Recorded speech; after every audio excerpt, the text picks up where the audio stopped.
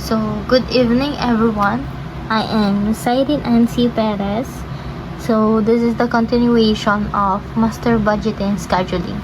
So, ang part ko po ay, or ako po ang magdi-discuss ng Schedule 8 to 14. So, Schedule 8.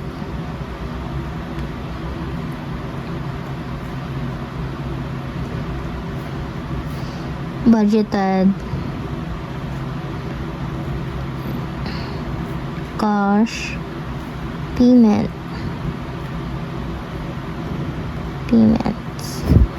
to labor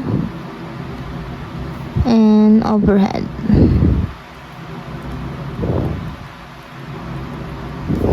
So, ang Schedule 8 daw po is shows how much cash the company expect to pay each quarter for two major production costs: direct labor cost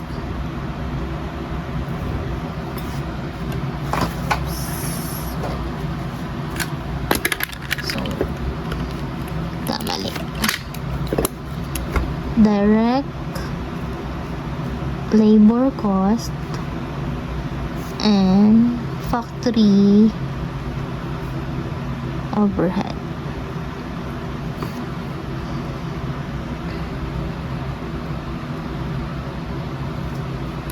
Budgeted payments to conversion cost. So, quarter 1, quarter 2, quarter 3, quarter 4, then total. So, yan.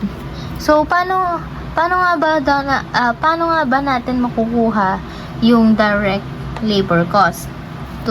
So, to compute direct labor cost is given na siya sa Schedule 6, which is yung total amount ng direct labor cost na na-compute ni Mr. Dating Ginoo.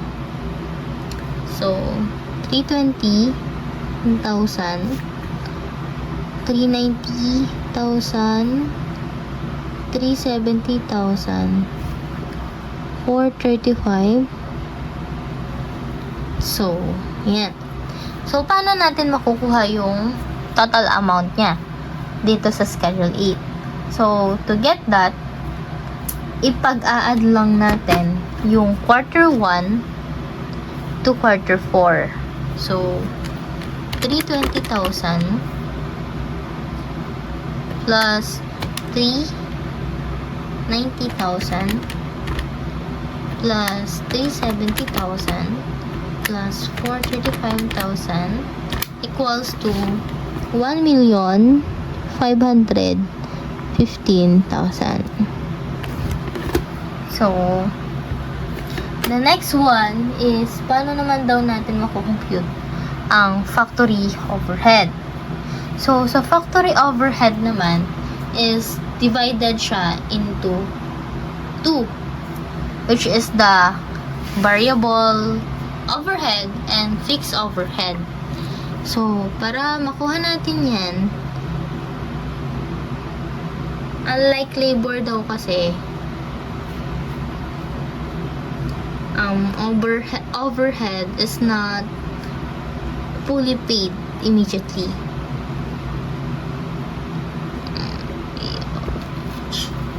So, the problem states na overhead costs are paid 90% in the quarter incurred and 10% in the succeeding quarter. So, this means na 90% daw is paid now, while 10% is paid next quarter. Also, 30% of fixed overhead is non-cash. So, meaning 70% of fixed overhead is paid in cash. So, depreciation or other non-cash portion are excluded. So, para makompute natin is yung variable overhead rate is 5 pesos per direct labor hour. So, variable overhead amount, quarter 1, quarter 2, quarter 3, and then quarter 4 total. Then quarter 4.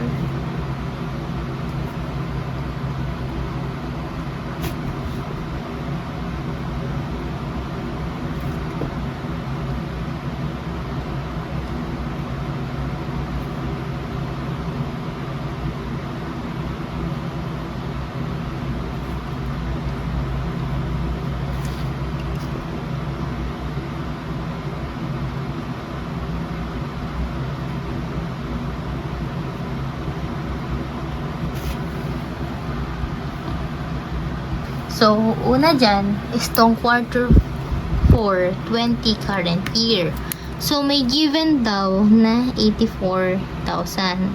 While yung quarter 1, 2, and 3, and 4 na 20 next year ay given siya sa already given na siya ng schedule 7. So, yung variable overhead nun ay yung 80,000, 975,000, 97,500, 92,500, and 108,750.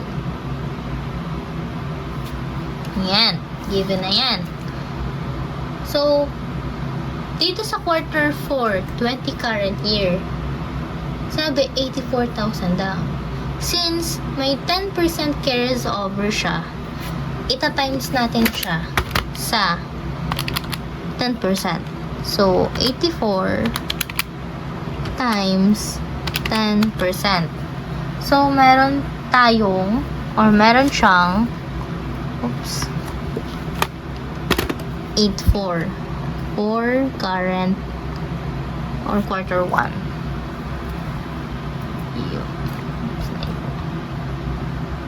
Yan. Yan. So, next one naman is quarter 1, 20 next year. So, quarter 1 daw pays 10% of prior quarter 4, 20 current year na 84. So, 90% of quarter 1 variable overhead. So, may 90% pa. So, yung 90%, ita-times mo siya ngayon sa 80,000. 80,000 times 90% is 72,000. Ilalagay natin ngayon yan sa quarter 1. Ayan. So,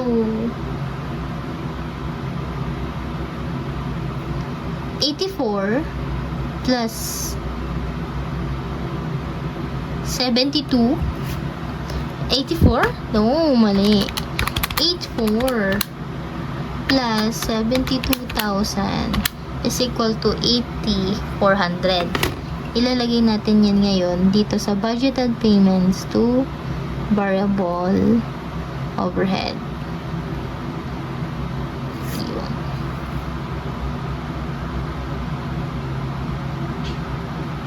So, ito naman.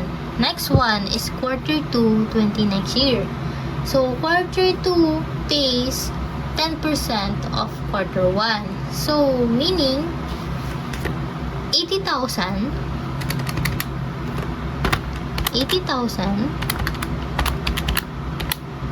times 10%. So, 8,000. Ilalagay natin yan sa quarter 2 since quarter 2 pays 10% of quarter 1. So, 8,000. Yan. Top. Yan.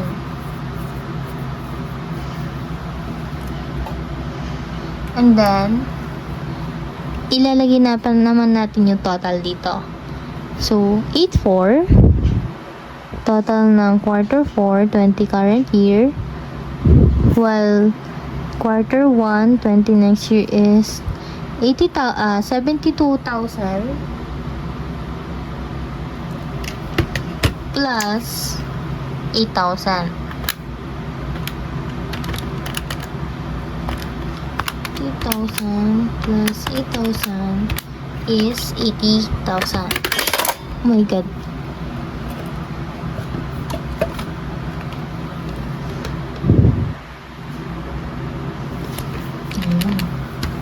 So, the next one naman is quarter 2, 20 next year.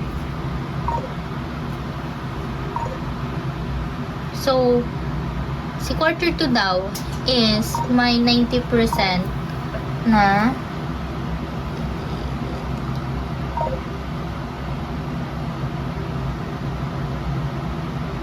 so, si quarter 2 daw is may 90%. So, yung 90% na yon, ita-times natin ngayon sa 97. Oh my god, hindi na siya gumana. Hindi na naman siya gumana, guys. Okay. Naghihingalo na. So, sorry sa distraction. So, magwali tayo ng calculator kasi naghingalo na ang aking isang calculator. So, yun. So, that next one naman is itong quarter 2, 20 next year. So, may 90% daw si quarter 2. May 90% pa siyang natitira. So, 97,500 times 90. Oops. 0.9. So, may 87,750 pa siya. Na ilalagay natin ngayon sa quarter 2 katapat na 8,000. Yan. So, i-add na natin tong quarter 2 na to. Kasi, ito naman, quarter 2 na to, itatapat lang natin to sa quarter niya. So, 8,000 plus 87,750 is equal to 95,750. 95,750. Ayun. So, yung total naman dito,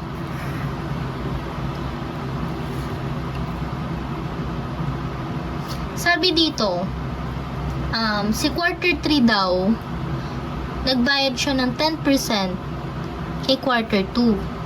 So, ngayon,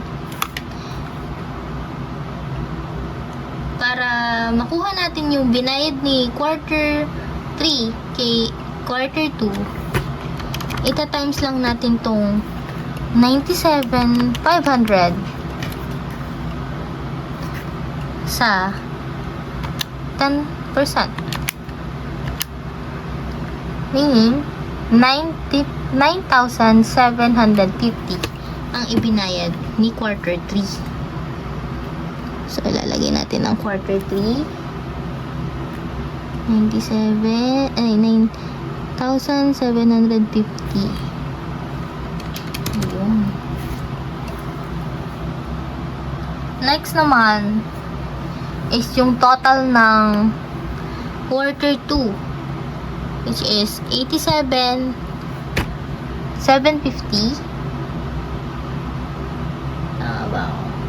87,750 plus 9,750. 87,750 plus 9,750. So, we have 97,500. 97,500.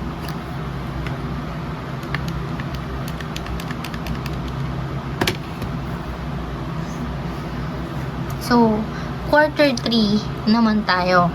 So, quarter 3 has still 90%. So, yung 90% na yon, ita-times natin ngayon sa 92,500.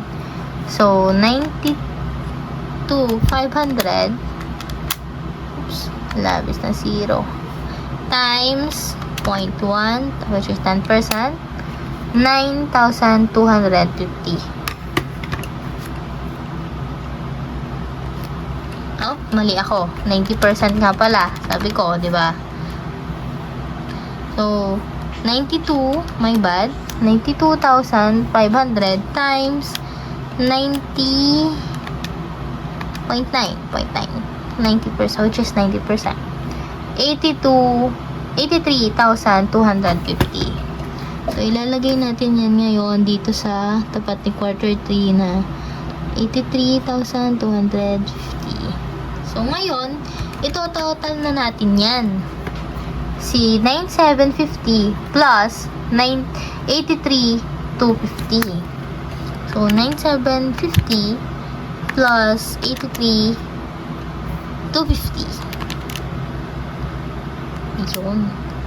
Total of 93,000. 93,000 for quarter 3. So, si quarter 3 naman, si quarter 4 daw, has pay, or quarter 4 20 next year pays quarter 3 ng 10% ulit. So, 92,500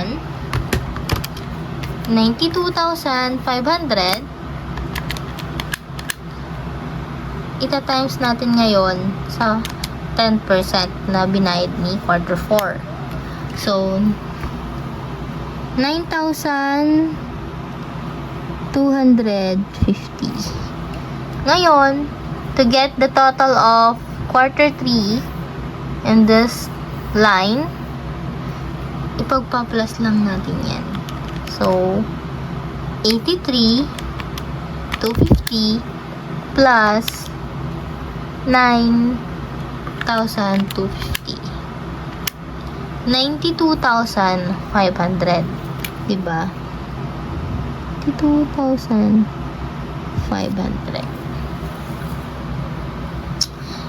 Kung napapansin nyo, balance siya every time na nako-compute natin siya sa amount from total.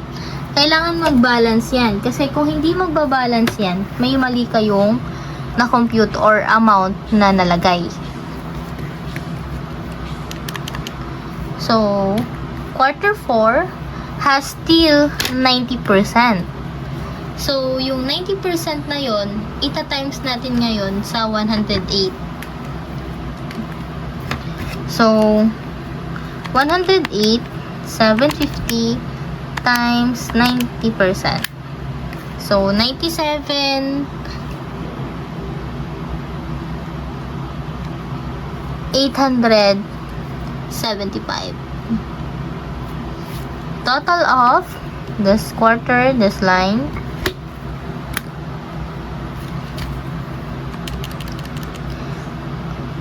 $9,250 plus 97, 875. So, total of 107,125 for quarter 1.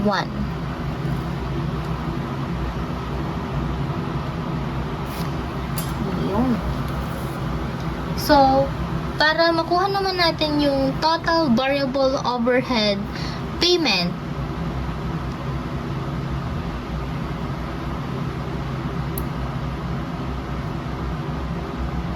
ipagpa-plus lang natin to. So, yung quarter 1 na 840, quarter 2 na 95,750, quarter 3 na 93,000, and quarter 4 na 107,125. So, 80,400 plus 95,750 750 plus 93,000 plus 107, 125 is equal to 376,000 and 275. 376,275. Yung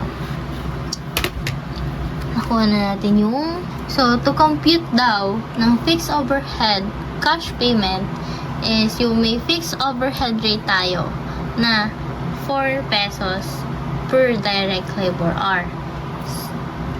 Schedule 7 shows annual fixed overhead but 30% is non-cash.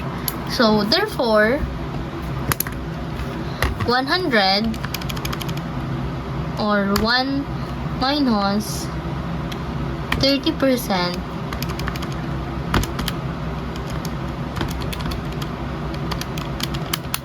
is equal to 70%. So 70% daw yung cash. So quarter fixed overhead cash is 52,500 each quarter. So, paano nakuha yon? Ganito lang.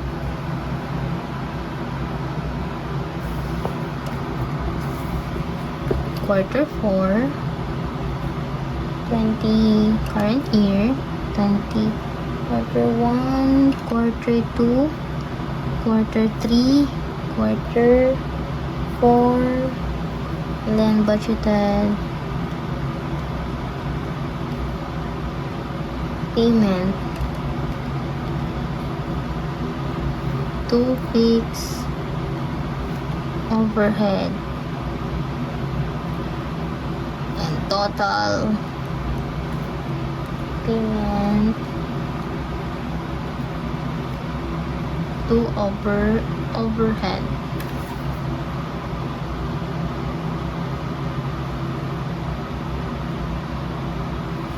So to get this quarters is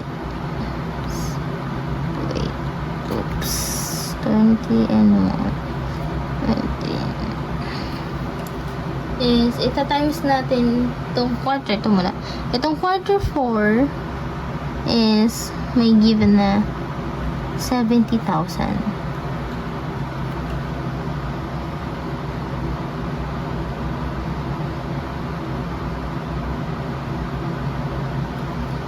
Ita-times natin siya sa cash portion na kasi cash portion lang to. Kasi itong 70,000 na to is fixed overhead siya. So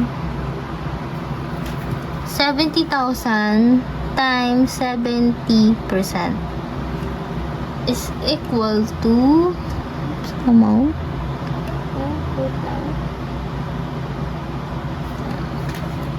is equal to 70,000 times 0.7 is equal to 49,000. 49,000. While quarter 1 20 next year is 75 naman.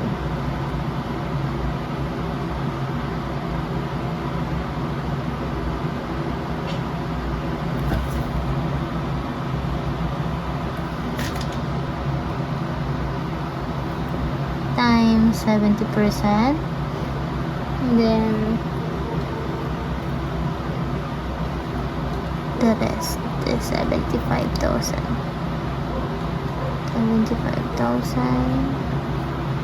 75,000 times 70%, 70%.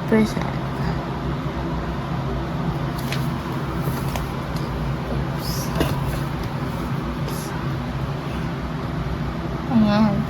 compute that is, so 75,000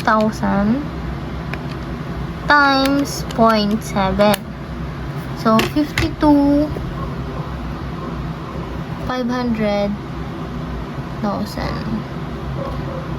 52,500 52,500. So, ganun ulit. Parang ginawa natin sa variable overhead. So, sa quarter 4, 20 current year, ay may 10% carries to next quarter. So, 49,000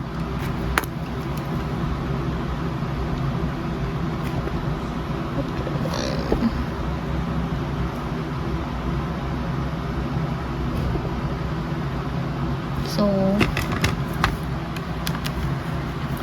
49,000 times 10%. 4,900. Lalagyan natin ngayon yan sa quarter 1.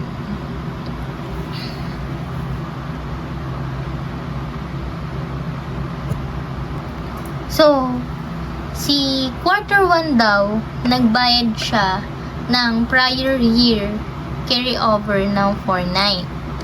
And still have 90% of fixed overhead. So, yung 52,000, ita-times natin siya ngayon sa So, yung 52,000, ita-times natin siya ngayon sa 90%. So, 52,500 times 90%. 47,250. Lalagay natin yan ngayon sa quarter 1. 47,250. And then, total of so 49 plus 47,250 is equal to 52,150. Lalagay natin yun ngayon sa budgeted payments to fix overhead.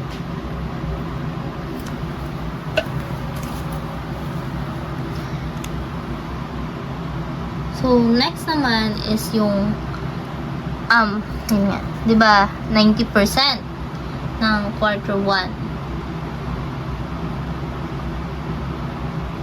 So, next naman is quarter 2.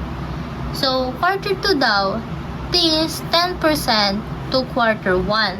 So, 52,500 times 10%. So, 5,250. Ilalagay naman natin yan dito sa quarter 2. Kasi, quarter 2 pays 10% of quarter 1. 5,250. Ayan. Ngayon, ito-total naman natin yan dito sa side na to. So, 49. And then, 47,250 plus 5,250. 47,250 plus 5,250. So, equal to 52,500. So, equal siya sa amount na kinompute natin.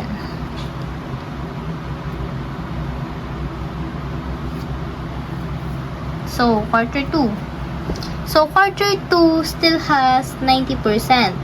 So, yung 90% na yon, ita-times niya ngayon sa 52,000.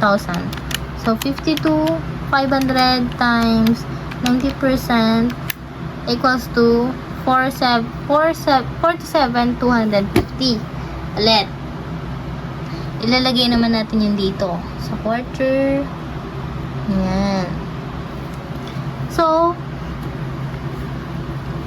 itotal naman natin tong quarter 2 for budgeted payments to fix overhead. So, 5,250 plus 47,250 is equal to 52,500.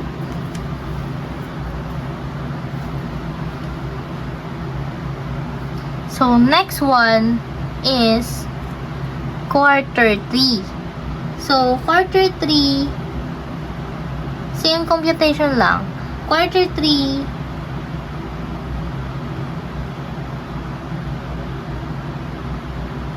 pays 10% to quarter 2.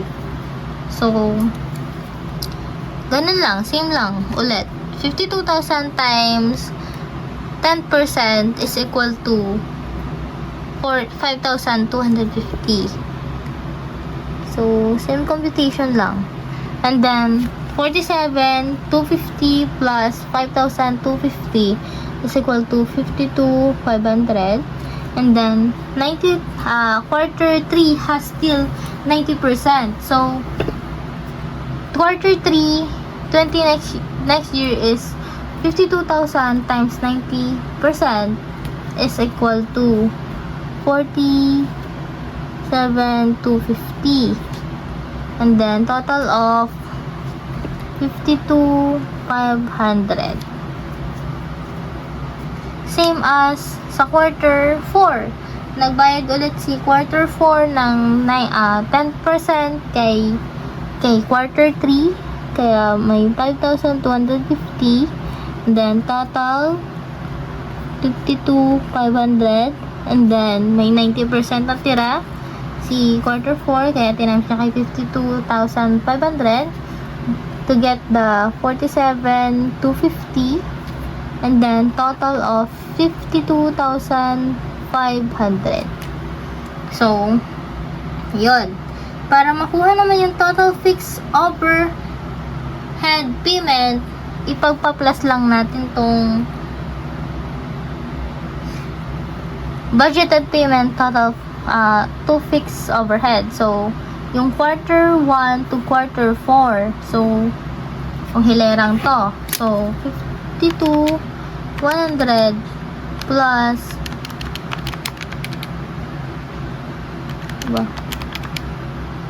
150 plus 52,500 plus 52,500 plus 52,500 is equal to 209,650.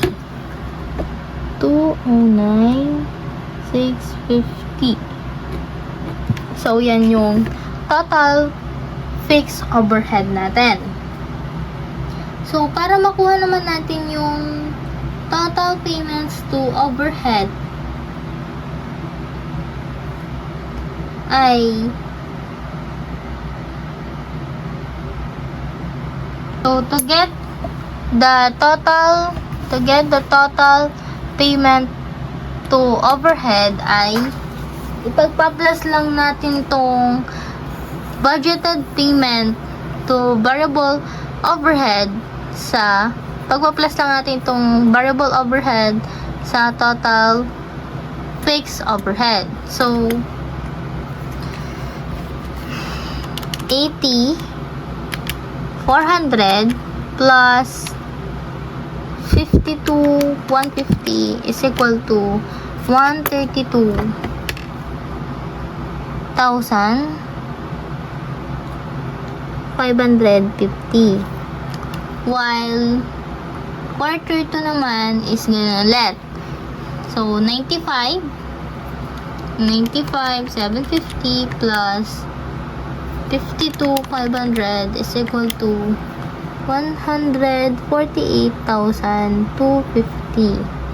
And then, 93,000 plus 52,500 is equal to 145,500. And then, quarter 4 naman is 107, 125 plus 52,500 is equal to 159,625. Ayan. So, to get the total amount of total payment is add lang natin tong quarter 1 to quarter 4. Same lang dun sa pag-add ng total fixed overhead. So, 132,550 plus 148,250 plus 145,500 plus 159,625 is equal to 585,92600. Okay. 500,085. 925. Ayan. So, nakuha na natin ang total payment to overhead. So,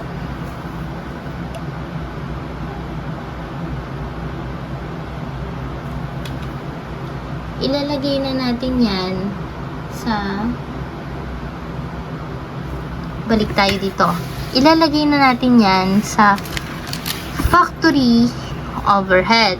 Since nakuha na natin yung total payment to overhead, ilalagay lang natin yan. Oops. Ilalagay lang yan natin dito. So, yung una natin is 132,550. And then, 148,250. Then, 145,500. And then, 159,625. Total of 585,925. Ayan. So, para makuha natin yung budgeted payment to conversion cost, ipag-minus lang natin tong direct labor, ipag-minus lang natin tong dalawang to. So, direct labor cost minus factory overhead. So,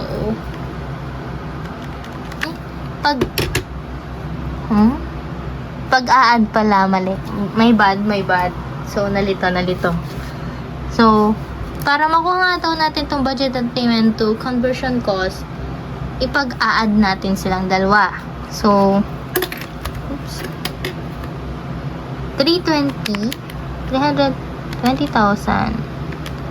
plus 132,450 is equal to 452,550. 452,550. So, yung quarter 2 naman is 90,000 plus 148,250 is equal to 538,250.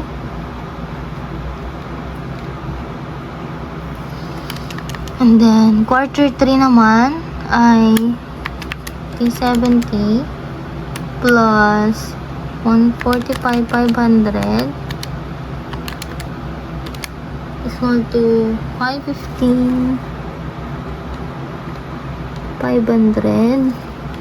And quarter 4 ay 435,000 plus 159,625 594,625 total of, so pagpa-plus ulit natin to. So 452 550 plus 538, 250 plus 515, 500 plus 594, 625 is equal to 2,199,25,000. 2,199,25,000. So, yan ang ating budgeted payment to conversion cost.